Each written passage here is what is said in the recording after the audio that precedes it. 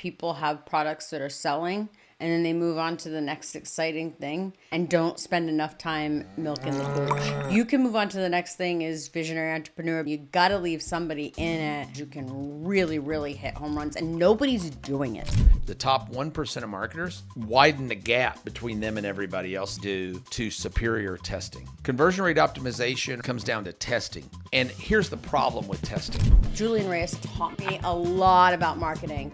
He told me you won't know what made the big swing if you're testing too many things at once. Have one big swing at a time. I think that he's right and wrong at the same time. And I'll tell you why.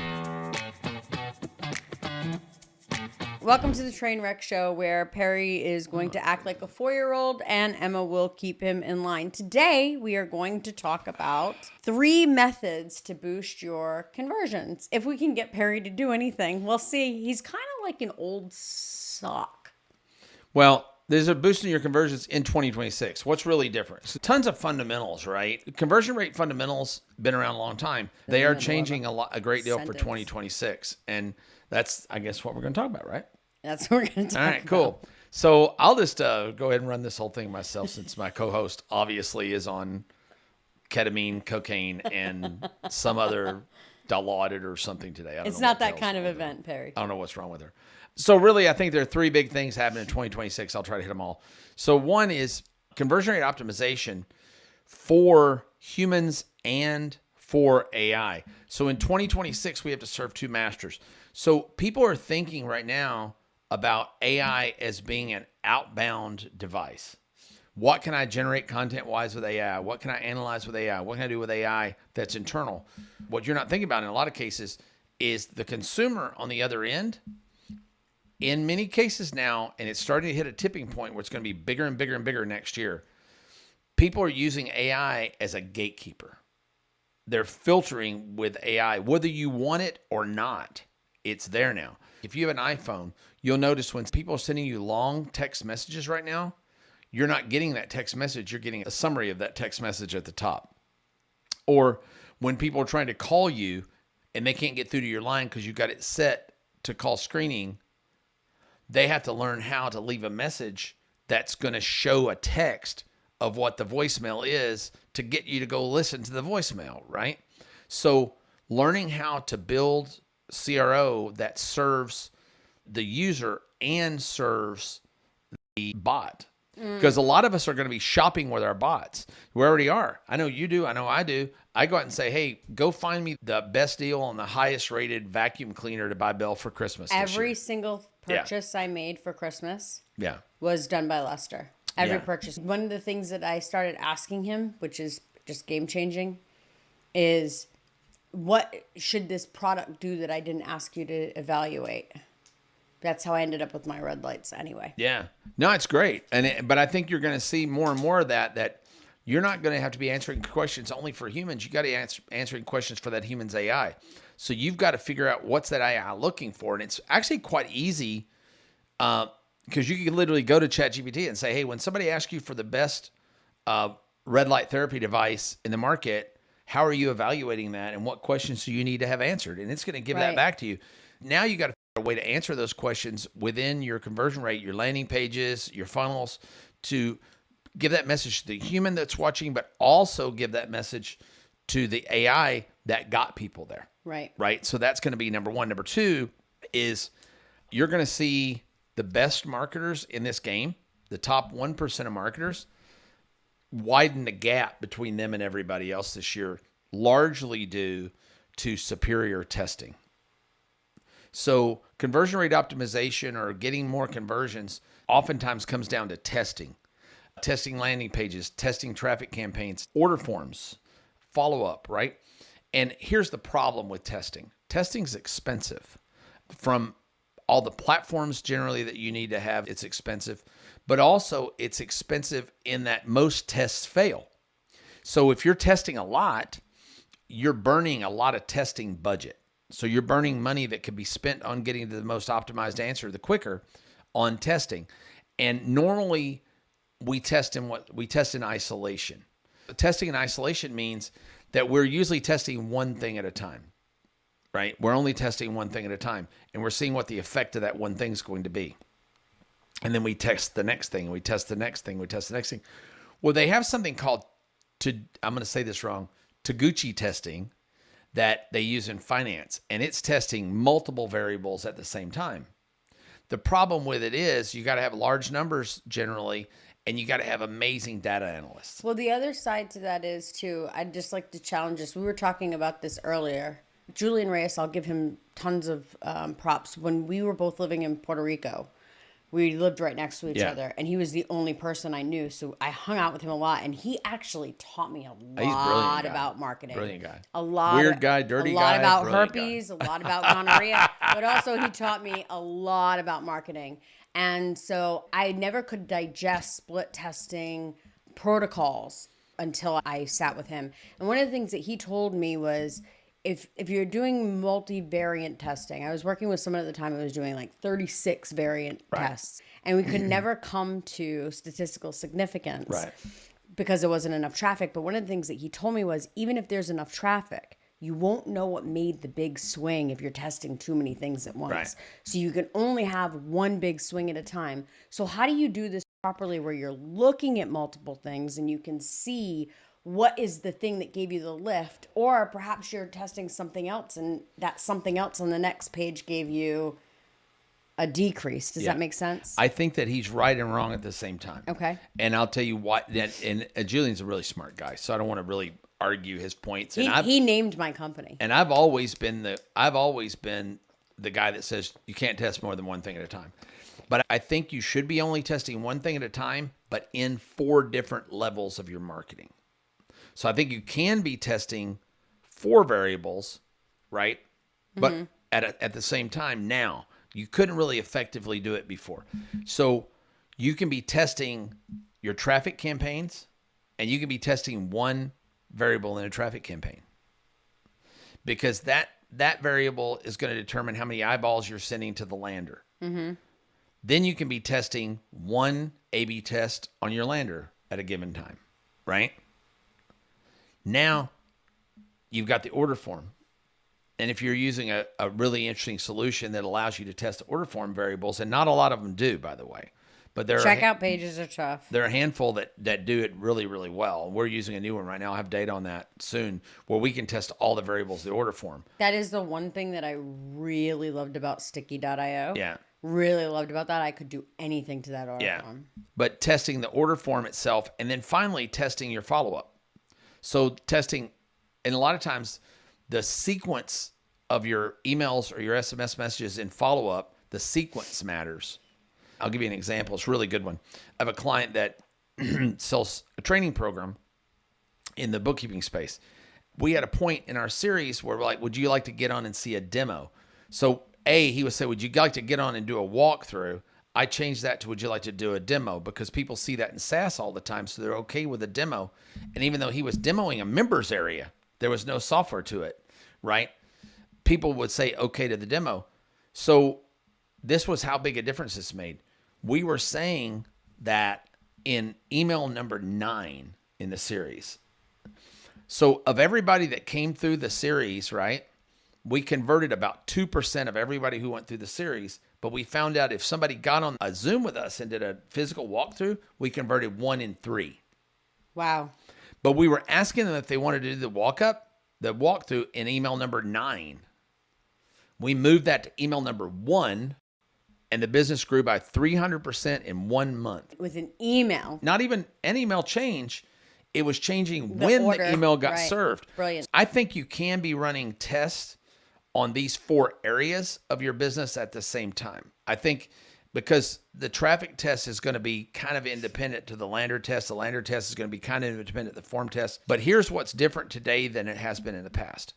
You can take your report out of your traffic, the report from your lander split, the report from your form split, and the report from your follow-up split, and dump that all into analysis with AI now and say, as the greatest traffic CRO person in the world, analyze these 4 different results and tell me what you believe is really moving the needle and what the next test should be for each of these levels. Oh, and what the next test, so it's going to give you the next test that you should run. So I think you're going to see that it's always been true that the companies that test a lot tend to win a lot.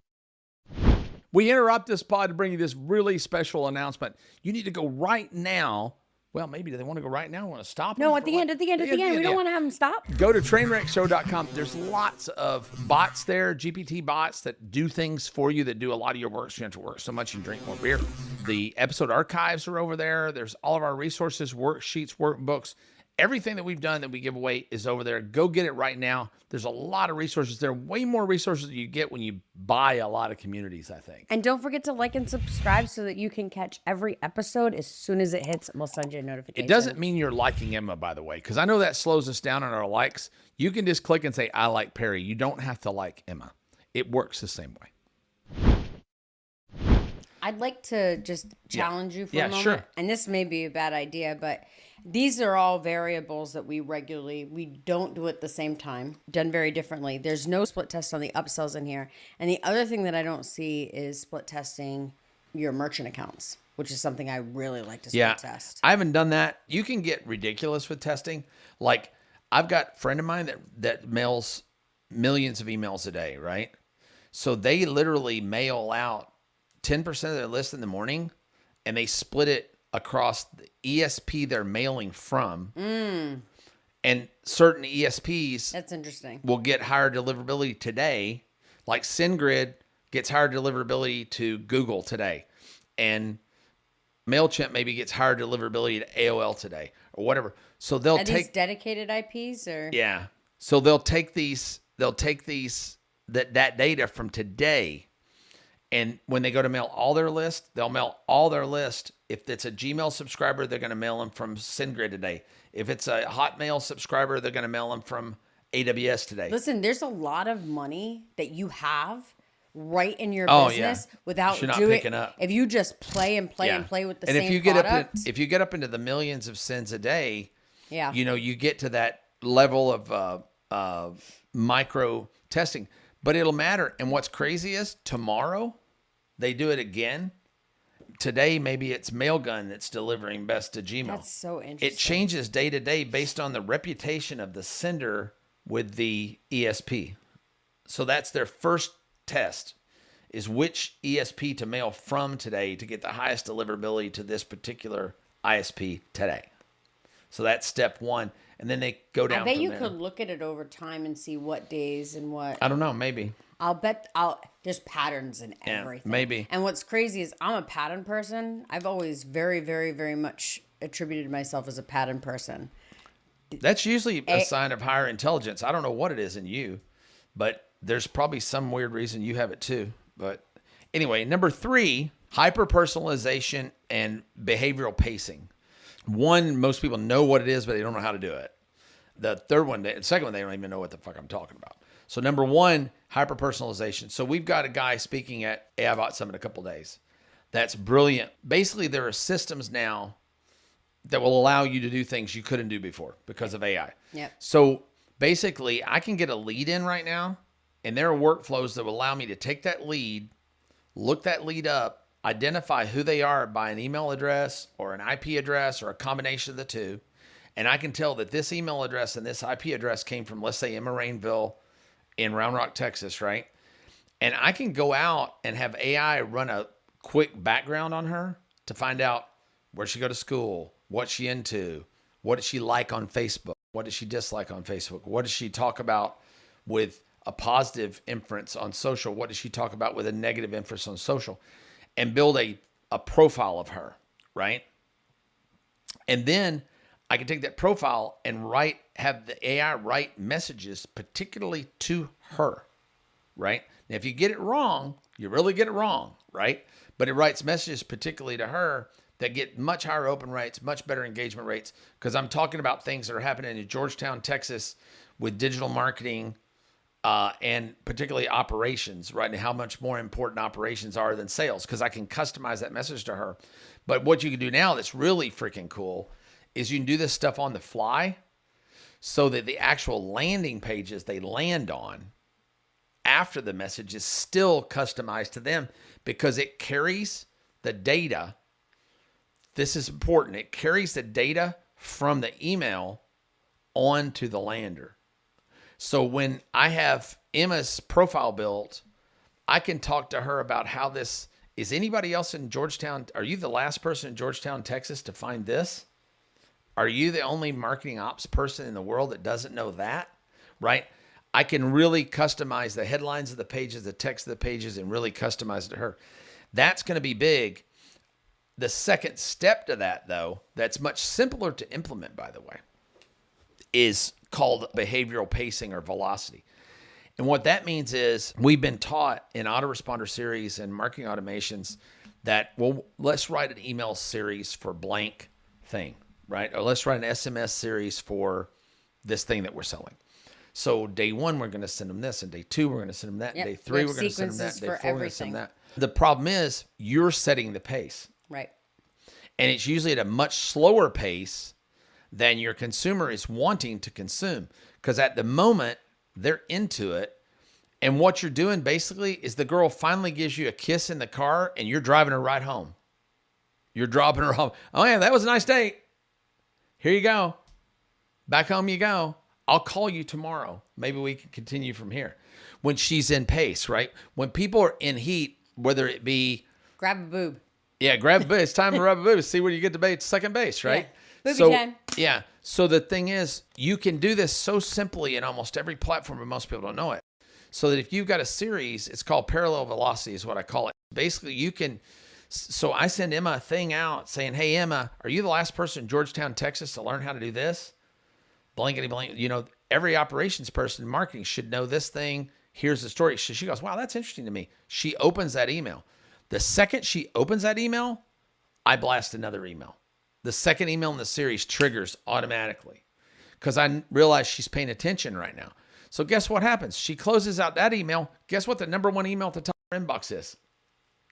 The one I just sent to follow up. Mm-hmm. So I'm sending her the follow-up. She opens that one. Instead of sending it tomorrow when I'm not in my email. Right. She opens that one and reads it. I trigger the third. And I keep triggering until such time she stops opening.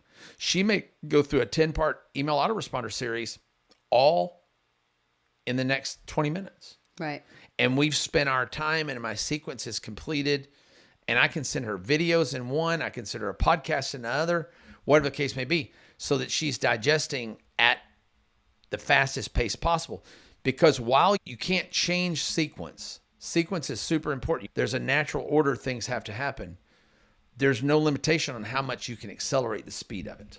Brilliant. Yeah. So that's it. That was number 3. Yeah. And those are the 3 big ones, I think, that for a conversion rate and for, this is, by the way, not traffic, not marketing trends, but conversion rate.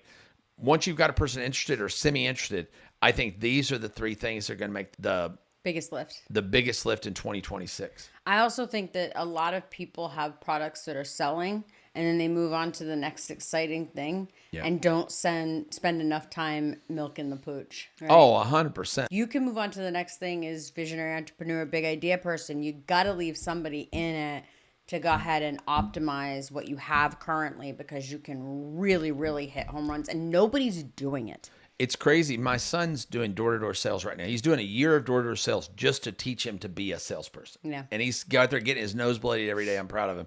But it's pretty crazy. So I'm helping him. And right now with like, you knock on the door. Well, test 1 is, can I get in the house?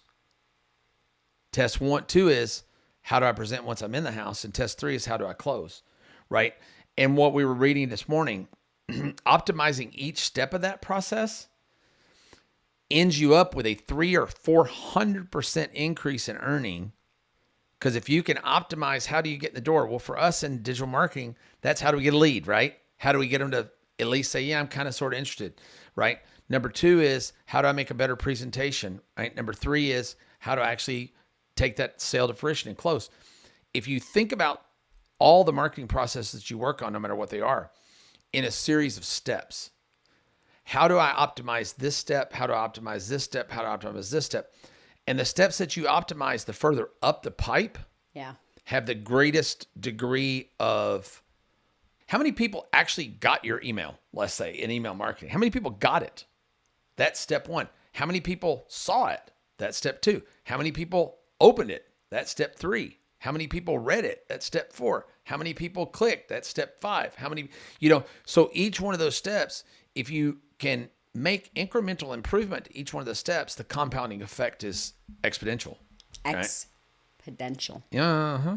That's right. a big word for a boy who went to a public school in Paducah, Kentucky. Did you finish school? Oh, no. No. You know why I didn't know? Do you know the end of that story? I want you to tell it. I had been out so much. I was so absent my senior year of high school because I had a business. I was running business my senior year of high school, 2 businesses. In fact, I had a painting business and a garment business. I was running both of them. Don't be confused. You never painted anything. You got old men to paint while going to high school. And the year that they pulled me in and said, you can't, 2 weeks before graduation, said, we can't let you graduate. You haven't had enough hours in classroom. Even though I'd aced every test, I was fine. You don't have the hours to graduate 2 weeks before. And I asked my principal, who put me in the office, I said, I've made $88,000 this year so far. How much money have you made? And with that, thank you for joining another episode. The answer was about 40 grand back then. Of Trainwreck. It probably was less than that. I think that was they make the end that of me now. for school, yeah. Visit us at trainwreckshow.com where we have a bunch of freebies for you, and we will see And we you talk about this time. stuff much more in depth on there, so there's plenty of opportunity to learn more about it and get some of our tools that we use to help with these. And on your regular YouTube as well. You talk a lot about this stuff on your the regular YouTubes, YouTube. All right. Thank you all so much. Take care. Hey, welcome back to the Trainwreck Show. Why am I yelling? This, folks, is why lions eat their young. Point the mic towards your mouth like feels the like black that you sweaty balls. Look, here's Chris All right, Ray. here we go. When you look at Emma, doesn't she remind you of Margot Robbie? That's who I always see when I look at her, clearly. I don't see a Kathy Bates or a... You don't want to make it out of my house alive. I don't see a Whoopi Goldberg. I don't see a Rosie O'Donnell. I see, through my lens, a doppelganger of Margot Robbie with a side of Scarlett Johansson in a plate of ribs. All right. Come on. That's my dream, is Scarlett Johansson buck naked in a plate of ribs. That's everything I want in life. If that doesn't tell you that this piece of with is a nice from coat, Paducah, Kentucky, I don't know what will.